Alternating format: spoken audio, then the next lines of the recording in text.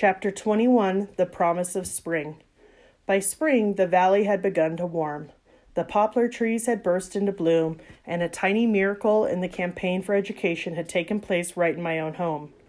My mother had started learning to read.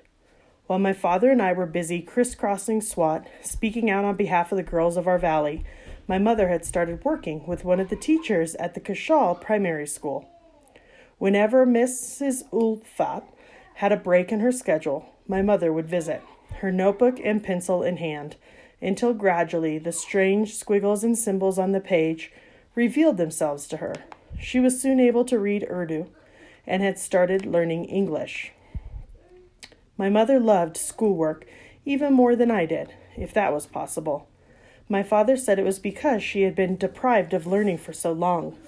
In the evening, she and I would often do our homework together, sipping tea, 2 generations of Pashtun women happily huddled over their textbooks. Meanwhile, my own schoolwork had actually slipped a bit because of all my travels. I could hardly believe it. But Malka-e-Noor had become in first the previous term. And of course, Kushal seized the opportunity to tease me.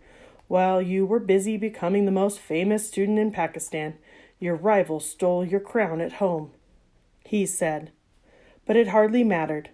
My friends and I were in high spirits because exams were finally over and our class was about to go on our first field trip in years. During Fazul's reign, all field trips had been canceled since girls were not to be seen in public.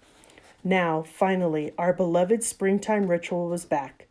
We traveled by bus to the famous White Palace, a wonder built of white marble so unearthly it floated like a cloud. My friends and I stared in awe at its rooms and gardens. Then we ran around, chasing one another, in the deep green forest. When we came upon a crystal waterfall, we all posed for pictures. One girl splashed another. The drops of water lit the air like diamonds.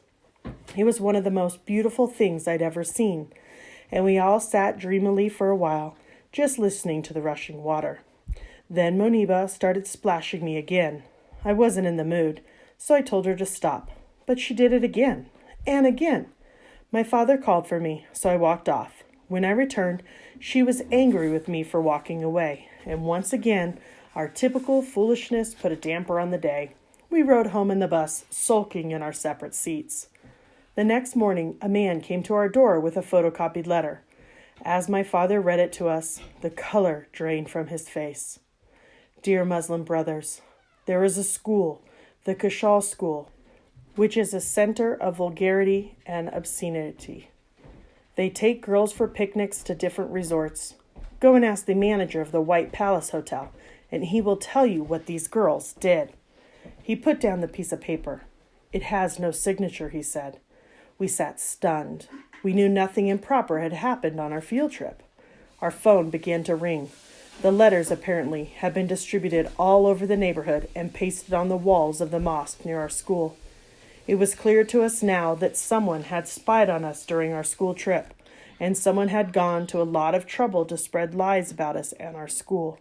There was no denying it. The Taliban might have been defeated, but their beliefs were still spreading.